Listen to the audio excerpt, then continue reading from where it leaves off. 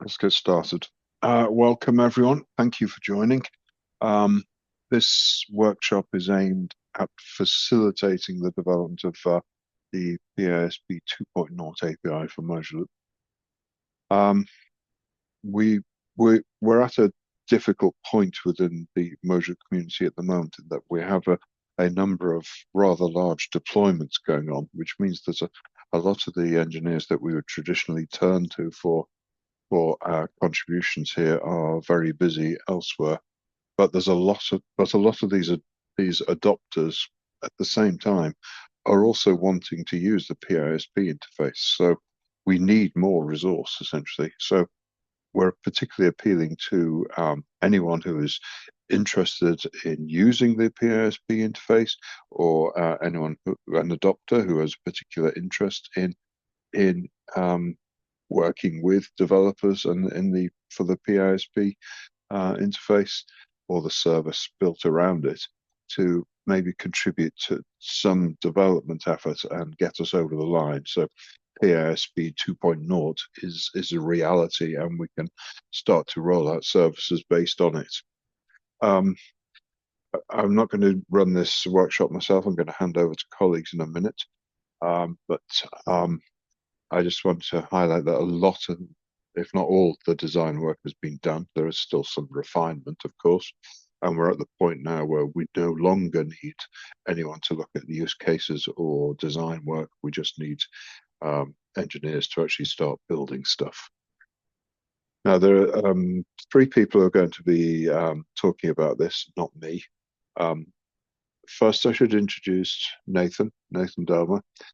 Nathan has kindly agreed to take on the role of, if you like, mentor to help potential contributors to understand the Mojaloop ecosystem and get them to that point where they've made the first commit into the Mojaloop core.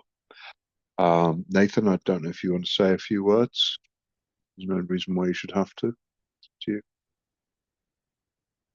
Nothing special.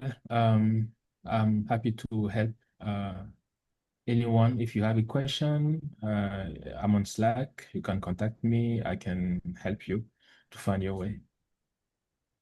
Yeah. Thank you, Nathan. And you'll find Nathan on the Mojaloop Slack, so you can reach out to him there. Or if you reach out to me, I will put you in his direction. So, thank you. Now I'm going to hand over now to Sam Cumry. He's our technical director. He's going to guide us through the majority of this workshop, and he's going to work with his colleague Shashi on some of the detail. So, Sam, I'll just hand over to you, if I may. Thank you, Paul. Hello, everyone. This is Sam Cumry. Thank you, Paul. So let's dive into the topic directly. As Paul mentioned, the design and the development of the API specification and even the Swagger is already done. And let me start sharing my screen. So we have a set of issues here that Michael created. Michael, who's on the call here. Starting with for this effort, we are starting with epic number 4090, which talks about you can see the enabling PISP 2.0 for various use cases. And then this has been broken down into several stories. Yeah. So if you have any questions on this, we can answer that on the process side.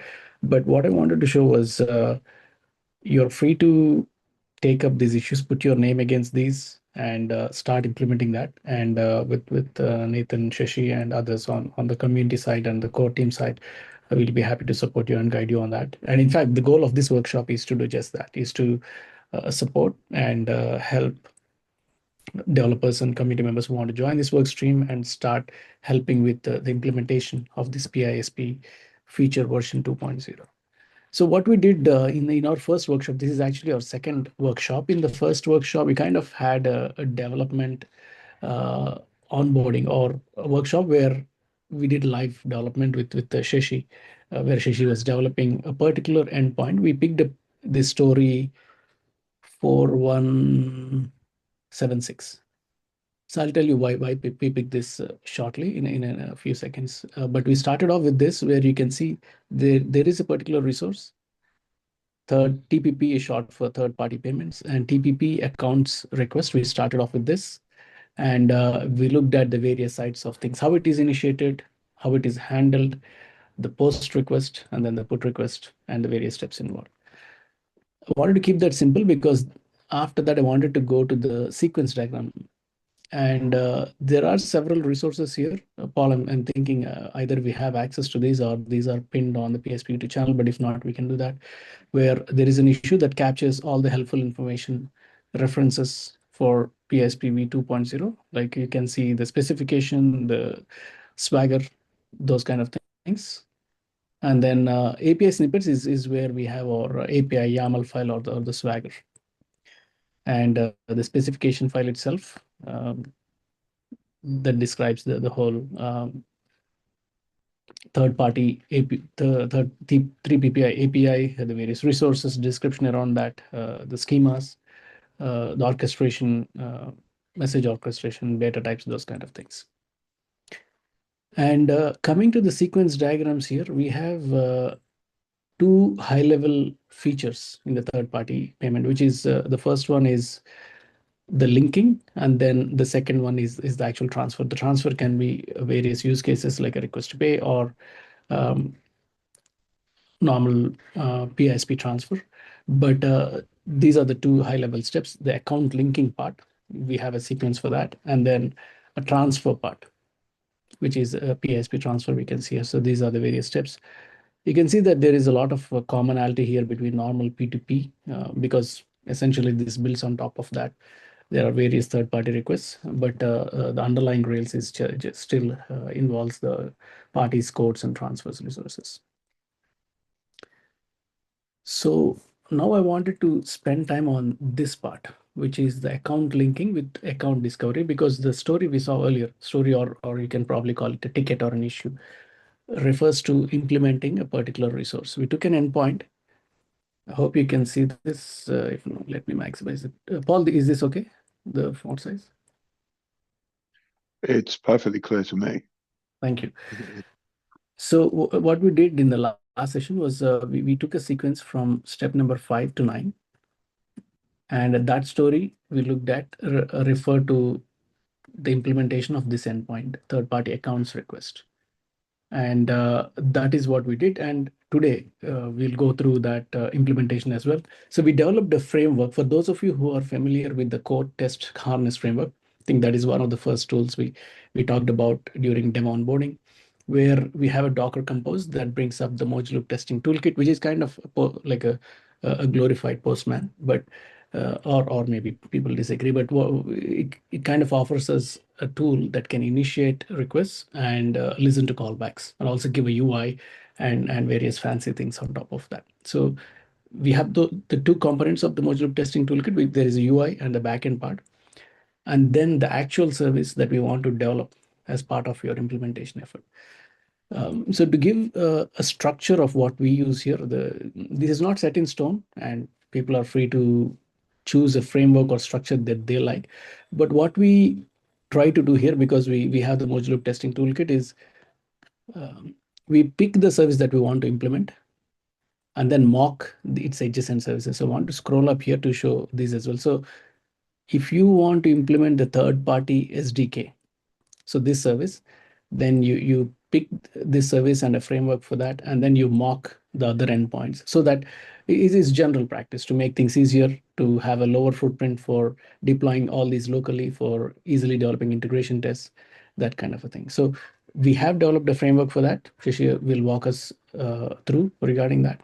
And we'll also see how you can create a test case which can exercise those endpoints using the schema we already have in the API file, and add any business logic to that.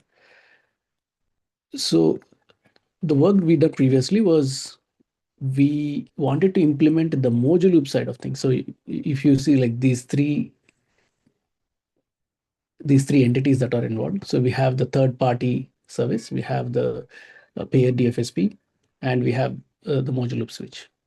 If you go a little bit lower than that, then on the third party side, the actual service that will be implementing these endpoints is the third party SDK.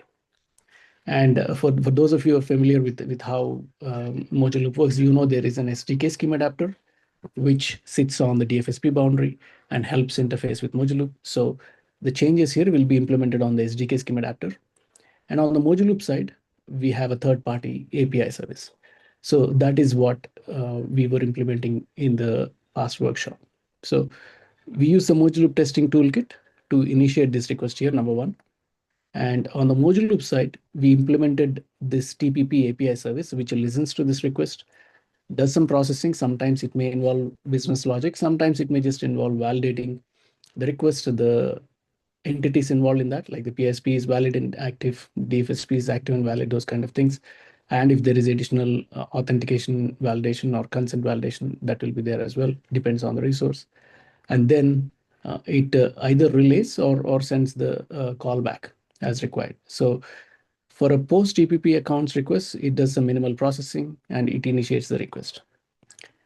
And on this side, we are again mocking this because our focus is right now to develop this part, which is the Mojaloop TPP API service. So we are using the Mojaloop testing toolkit to mock and provide a reference implementation for for these two other entities. Similar, so these two will be mocked by the Mojaloop TTK, and the service we are now going to look implements these two endpoints again. And finally, the callback that the third party gets is also handled by the Mojaloop testing toolkit.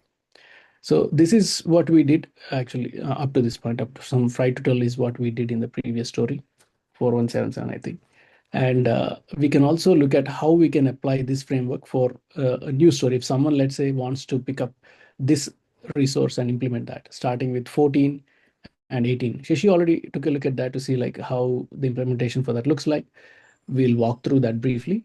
Again, the same mechanism. So the Mojaloop testing toolkit helps us create a test case where you initiate this call, and the Mojaloop switch, specifically the third-party TPP API service, handles the request, does some processing, relays the call to the DFSP. Then it again handles the put call from the DFSP, does some processing, and relays the call back to the third party for the callback.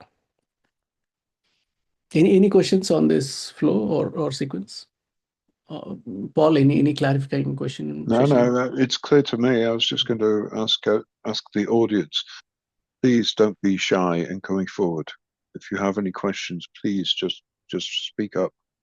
Is everyone happy with this? I mean, me being happy is not important because I've looked at it lots of times. So what does everyone else think? Sorry, maybe you're hearing that many times, Paul. But so this is the actual. I'm quite happy. I don't mind you calling me out, so it's fine. Yeah. The framework we use actually can be applied for other Mojaloop services as well. In fact, that's what most of our developers do, where anything with an API is simulated with the Mojaloop testing toolkit, and then you do the development on the other side of it, the actual service we are focusing on, test it with the TPP, and then deploy it in the real implementation. And because the API specification, the contract is the same, then in theory, it should integrate well. Yeah, I think we can't emphasize that enough. The testing toolkit is the key to actually doing any development work for Mojaloop. It is your primary testing tool. It allows you to simulate the entire connection. Michael, please. I was just going to agree with what you were saying, and to say that in common with quite a lot of work on the Mojaloop product, there isn't actually any code in the switch that needs to be changed. Yeah. This is all about developing the interactions between the various participant DFSPs. The switch is not involved, I mean, apart from passing the messages and things like that. This is about a conversation between the PISP and the account holding DFSP. Yep, you're absolutely right, and it's important that everyone understands that. Right. Thank you. The hub itself is complete. This is the API around. Yeah, I think you can see that the interactions are very lightweight. As Michael was saying, we only do peripheral stuff like schema validation, validating the FSPs whether they're active or not, can be contacted or not. Like we have endpoints for that, and in cases where authentication is involved, validating those. But yeah, no additional processing. If there are no questions, yeah, thank you, Paul, Michael. Let me pass it on to Shashi. Shashi, yeah, maybe you can walk us through the framework we have initially for picking up from where we left off in the first workshop, showing us through that test case and then how anyone can extend that. Yeah, sure. Thank you, Sam. Yeah, Shashi is our core team member. He lives in Guadalajara, Mexico. Has some history with Mojaloop, but recently rejoined, and yeah, is like a critical member of our team. Thank you, Shashi. Yeah, thank you, Sam, for that introduction. So, okay, so as Sam mentioned, okay, I think I'm going to start with the framework or the TTK, how we use to mock these two services, the third party as well as the FSP. So yeah, I'm using the Cortex harness framework that we have, and out of that, I'm just using the Mojaloop testing toolkit service. So I have it already running, and the way we mock these two services. Okay, the first step is to. Can I interrupt there? How can someone get this UI that you're running right now? Okay, how can someone start with that? Okay, we go there. So I have a Docker compose file here. So I have a Docker compose file in the repo. So yeah, everybody can easily access it. So it has 3 services. The first one is the Mojaloop testing toolkit. The second one is the UI, and third one is the actual TPP API service that we're developing. So once you run the Docker compose up, which I'm already running here, once you run that Docker compose up, and then you can access the TTK UI on this port on your machine 9660. Yeah, so to mock or to use the TTK as a mock, the first step is to add the API to TTK. So I have already added that here. This is the Swagger file for the PISP v2, and for distinguishing it from the other endpoints that we have, I'm just adding a prefix, so you can easily do that from here. So this is like a one-time activity. So yeah, I have already added it here, so there's no need to add it again. But yeah, if anybody wants to use it for mocking something else, then yeah, they can use this section of the TTK UI to add it. Then we're going to use this TTK to mark the DFSP. And for that, we need to add some callback rules, because the DFSP is supposed to accept the request, and then, for example, in this case, post TPP account request, and then it is supposed to generate the put callback. So to do that with the TTK, we need to add some callback rules. So you can go to the callbacks rule section, you can add a new rule, and then you can select the API, and then you can select the endpoints that you want to mock. So there are some details. For example, you can either send a fixed callback or mock callback or no callback. And then if you want to override some of the headers or the body, you can do it here. So I have already added two callback rules. One is for the post TPP account request. So this is going to accept the TTP account request, and it is going to generate a put callback. Similarly, I have another rule which is for TPP accounts /ID/sign challenge. So this is also going to receive the GET request and respond with a put. Any questions so far?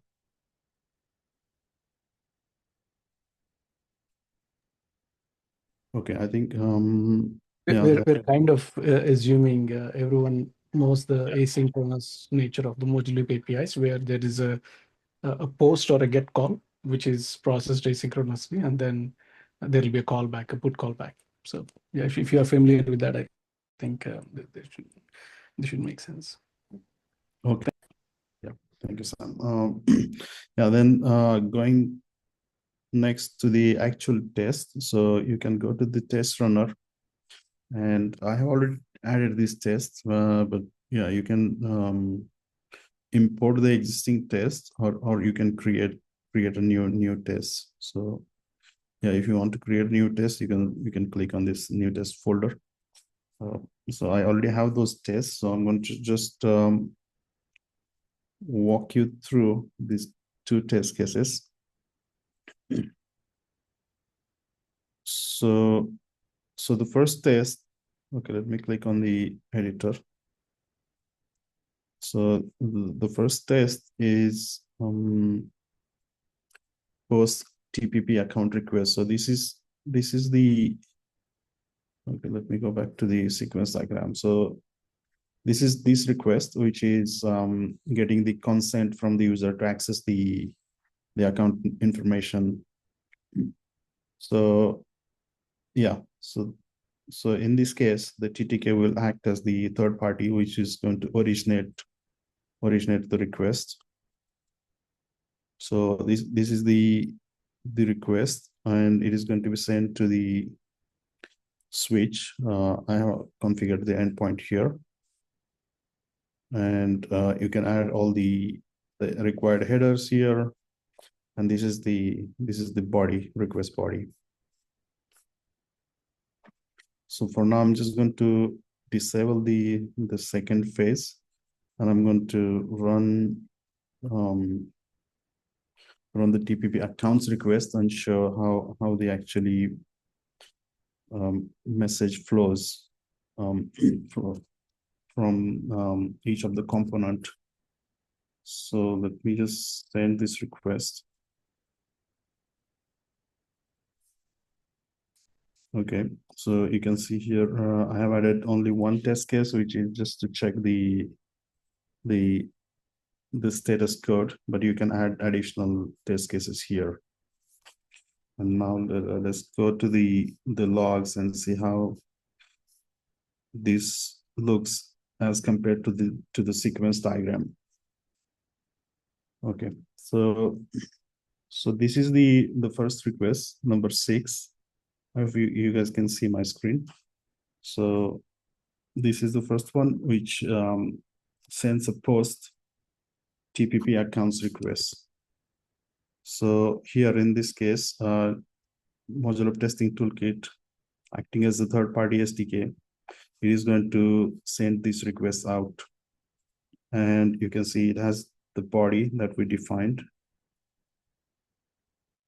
Okay, and then it will be received by the Mojaloop, or in this case, TPP API service, which is here. You can see it is receiving the request. Yeah, you can see the payload as well, which is here.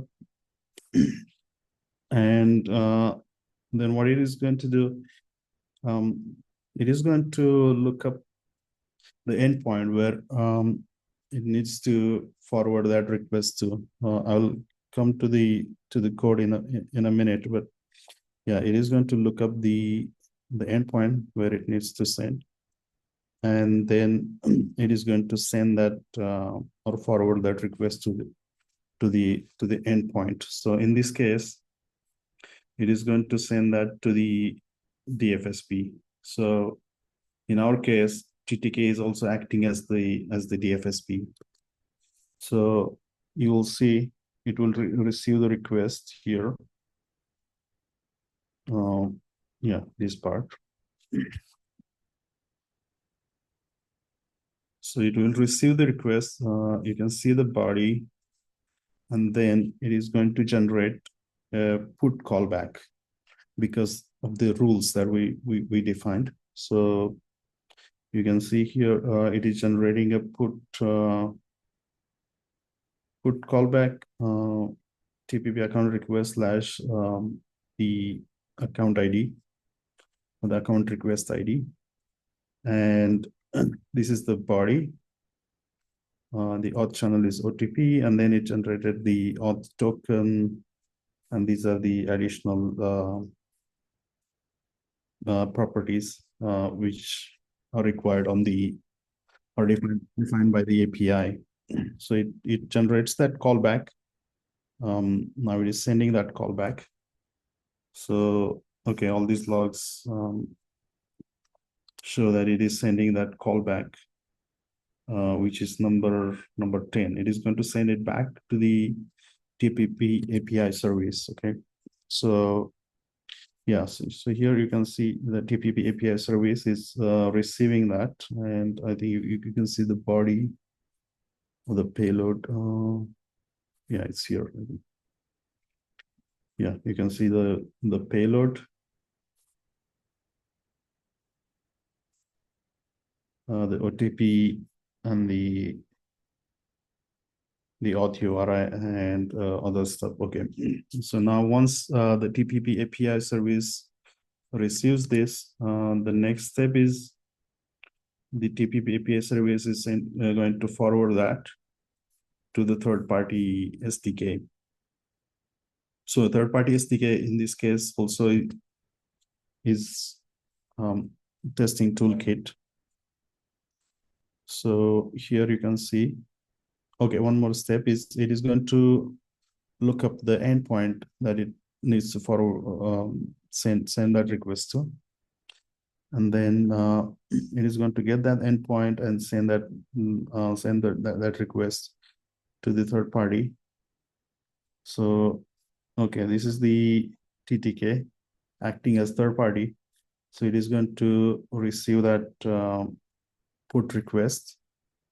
And then, yeah, you can see no response was matched. So, there is no further action after that. So it is going to just receive the final put call, and yeah, that's where the sequence of this particular request ends. So yeah, you guys have any questions so far on this? Well, certainly Michael raised his hand. So yeah, so really just to add an additional comment, Shashi, to say, just to explain the background to what's happening here. So what's happening is the PISP, the third party, is sending a request to the DFSP saying, please tell me about this account or about the accounts belonging to this person. Now, the DFSP needs to check that that person really was asking that question and that it's not simply a phishing expedition. So it sends, in this case, a one-time PIN to the user whose phone number they know anyway because they're a customer. And then after this sequence, so it then says, sorry, the DFSP then sends a message back to the PISP saying, okay, you get your user to input the one-time PIN I sent to them and then send it back to me. So that's where we've got to now. The next thing that will happen is the user will type in the one-time PIN into the PISP application. The PISP will send it back to the DFSP, and the DFSP will say, okay, this tells me that the user really did ask to see this account information, so now I can send it. So that was really just, I wanted to just give some of the background narrative to say, this is what's happening here. Yeah, that really helps, Michael, give the context of what's happening on the feature side. Yeah. Yeah. Okay. Say, Shashi. Yeah. Yeah, I have one question that just Michael explained did the Michael explain from point 14 to point 18, which this API calls? It's from point 6 to 11. Oh, then Yeah. where did we send the OTP? Yeah, that is the next step. This is from 13 to 18. So this is where the user types in the OTP, and then the third-party PISP, it is going to send it to the switch, and switch is going to forward it to the DFSP. So that is the next phase. Yeah, I'll come to that now, and yeah, I'll explain this phase. Okay, thanks. Yeah, okay. Okay, so yeah, so we got the OTP, like you can see it here. This is the body. The odd channel is the OTP, and the odd token is the actual OTP. So this needs to be sent in the next request, which is get TPP accounts, which is like requesting for the actual account information with OTP. So I'm going to enable that. And okay, a little bit about this request, what we're doing here. So it has ID. So the ID should be the same account request ID that was used in the previous request. So I'm using the account request ID from the body of the previous request. So this is the syntax to use it, and then it also needs to have the sign challenge or OTP. And we're going to use the OTP that was received. So this is like a special variable in TTK, which stores the callback information. So we're going to use that token in the sign challenge in this request. Okay, so let me just send. Let me just.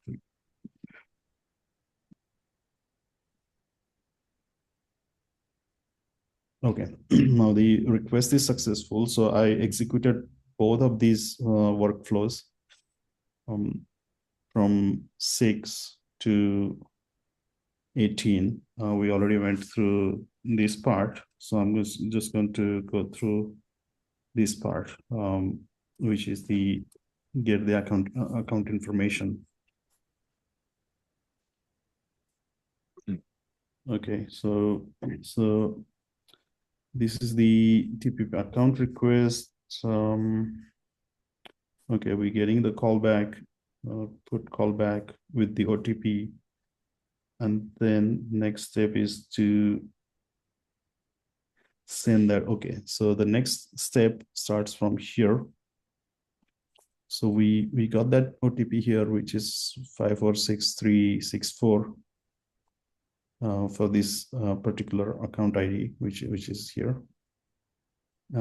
So now we're going to send a GET request. This is from the third party mocked by TTK. So you can see the URL here.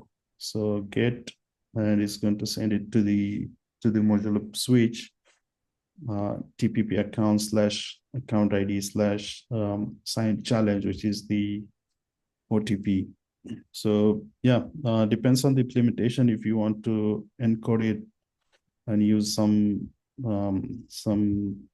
like other security mechanism, you can encode that. But for now, I'm just using the plain OTP here. So this is the request 14. So now our TPP API service is going to receive that, and then it is going to look up for the URL that where it needs to send. So in this case, it is going to send it to the DFSP.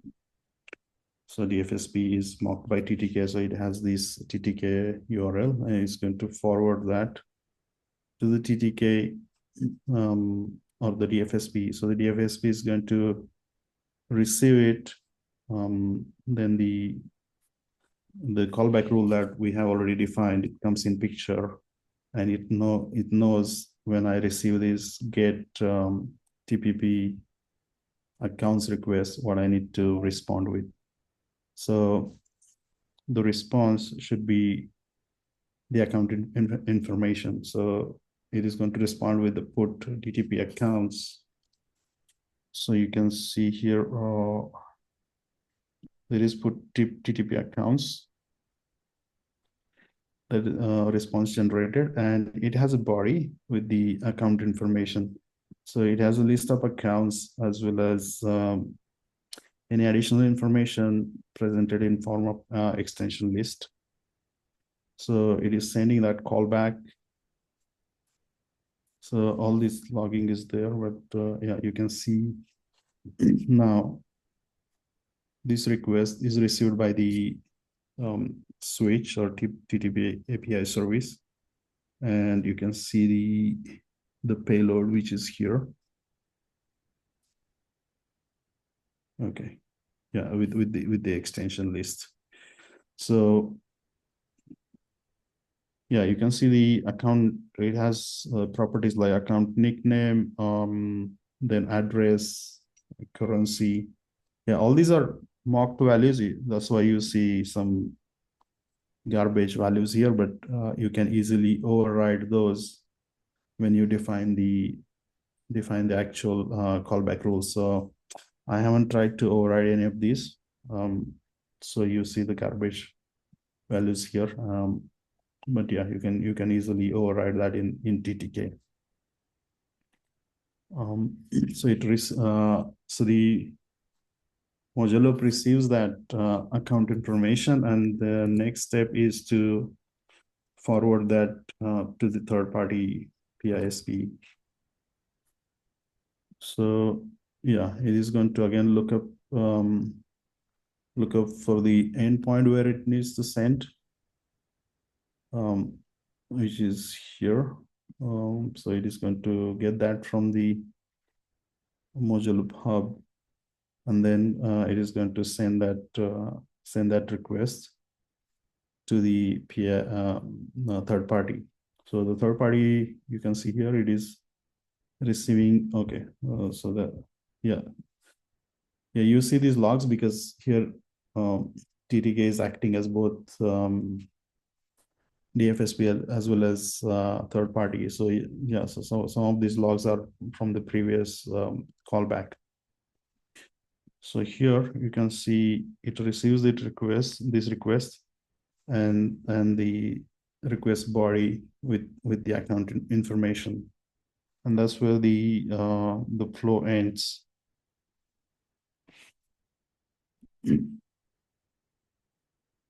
Yeah. Any questions or any comments?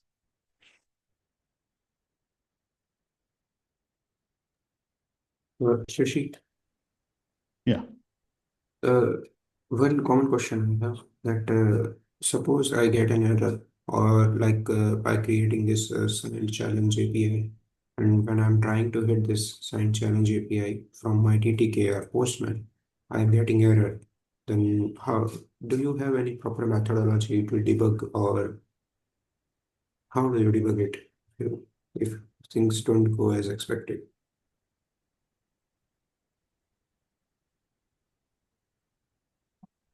Okay, how I debug. So you can easily debug it from the logs, but yeah, we can take up that discussion separately if you have like a specific Okay. question. Yeah, we can take that up Yes.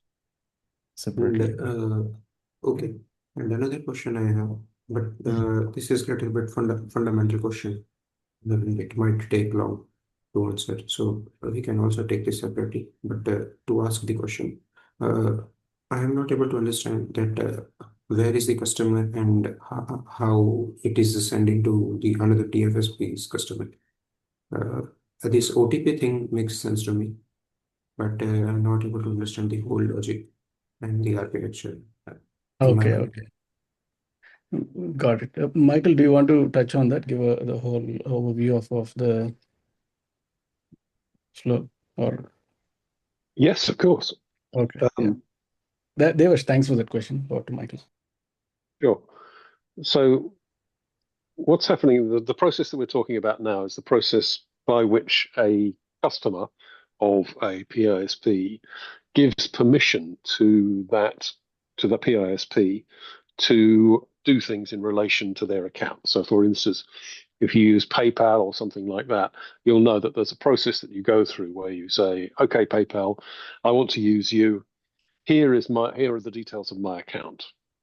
And then PayPal contacts your bank and says, tell me the detail. Can I have permission to use Michael's account? And my bank gets in touch with me independently and says, are you sure you want to do this? And I say, yes, of course I do. And then the link is created. So this process starts with the PISP, let's say, for example, PayPal, saying to the bank, I've got a customer here who wants me to see details of their accounts because I might have several accounts. I might want to connect some of them to PayPal and not connect them to others. The bank then says, okay, well, I'll contact Michael and see if he really does want to give you that permission. And that's the process that Shashi has been talking about here. Right? So the PayPal sends a request to my bank and says, please tell me about Michael's accounts. And the bank says, hey, Michael, did you really want to do this? And I say, yes. Once that's happened, the bank sends PayPal a list of my accounts, and PayPal puts them up on the screen and says to me, which of these accounts do you want to connect? And I say, my current account, please, for instance. And I'd also say what kind of access I want to give it. But in this case, we're just talking about the ability to debit the account to send payments from it. My PayPal then sends back to the bank and says, Michael would like to give me permission to debit your account, subject to authorization, of course. And the bank now asks me again, are you sure that you really want to give PayPal the ability to debit your account? And I say yes. And the bank then says, I say yes. PayPal sends that thing to the bank. And the bank then says, okay, I'm prepared to set this up. I will register this relationship so that in the future, PayPal, if you want to debit Michael's account, send me this identifier and I will ask you for authorization for the payment and so on. And after that, I can then use PayPal to send payments to other people from my account, subject again to authorization.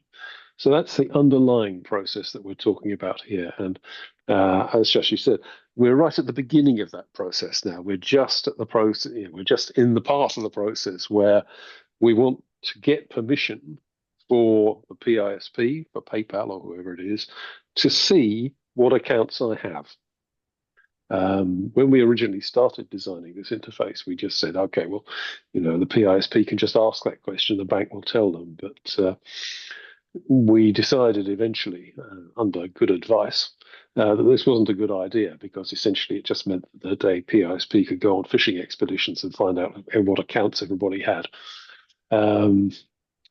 So we said, you've got to get permission from the customer using a two-factor authentication.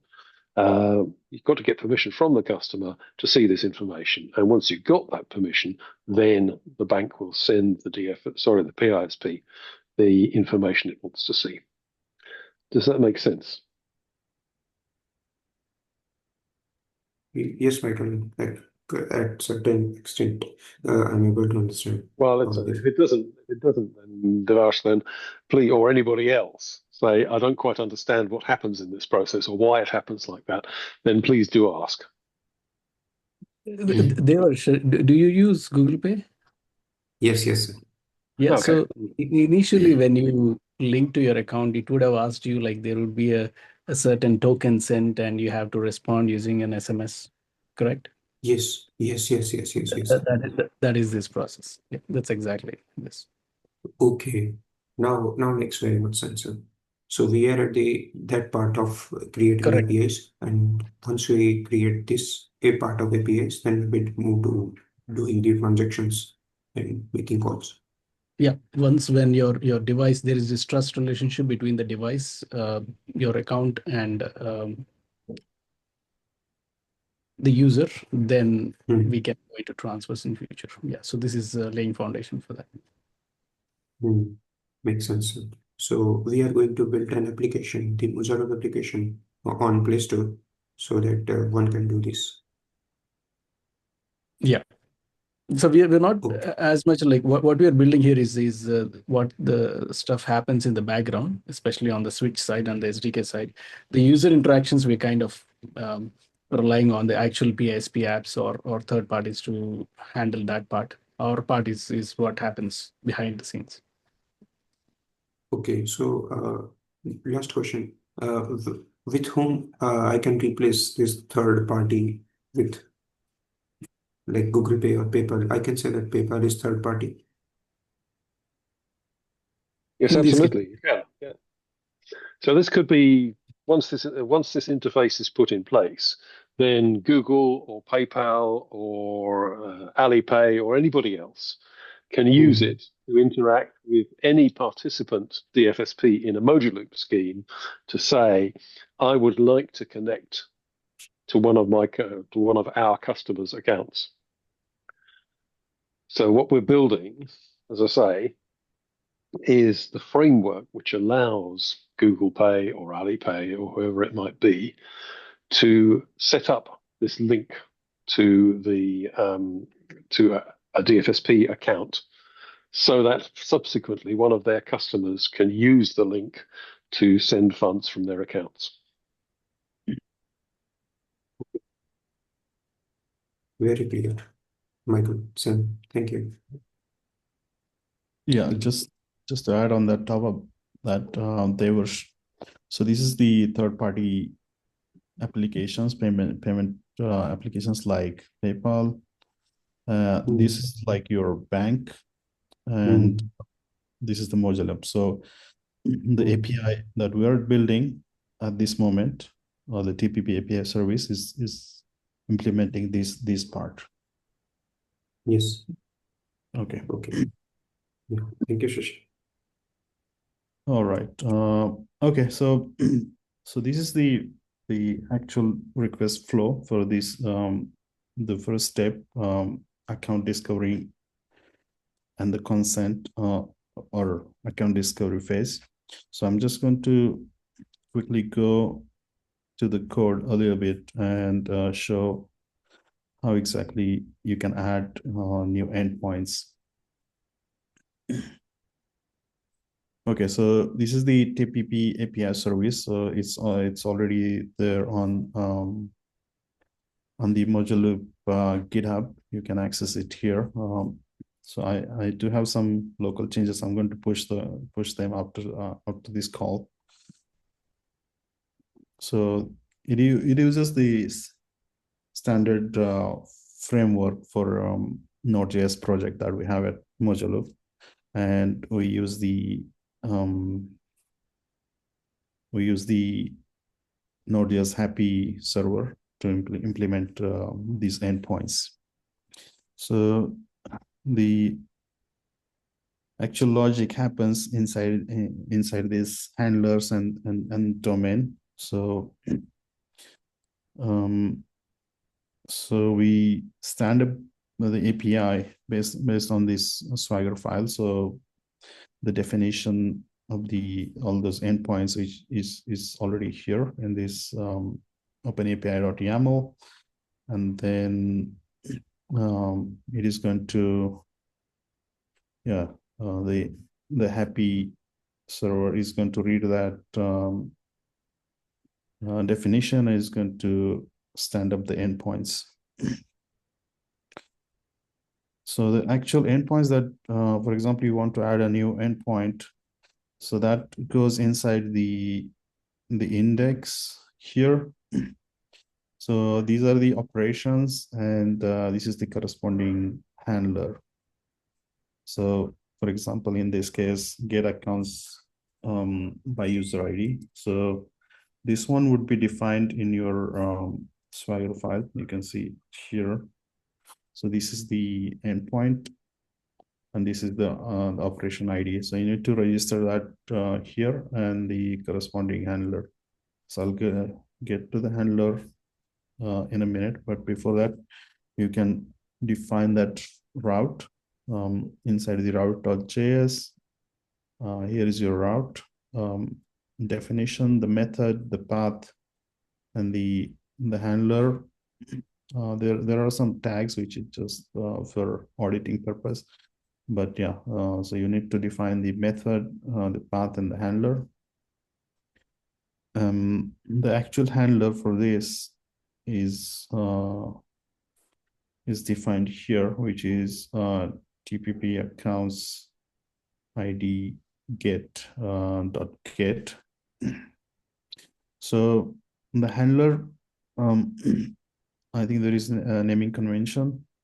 So it follows the actual path of the endpoint. So the first one is the ID, and inside ID we have the signed challenge. So you need to create a file called signed challenge.js, and it should have this get function, or the handler. So it is very simple at this moment. If you want to add like any validation, authentication logic, that you can add it here. So there is some audit information. This is like standard Mojaloop stuff. There are some spans created for audit logging. The only thing that it does is it forwards that request to its destination based on whatever endpoint that we have defined. So the logic to forward this is inside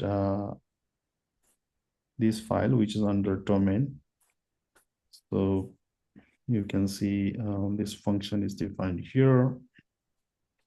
So it gets the IDs for logging and identifying what is the actual endpoint. So for our demo purpose, I have hard-coded this endpoint here, but in real implementation, it would get that endpoint which we onboard during the onboarding of the DFSP.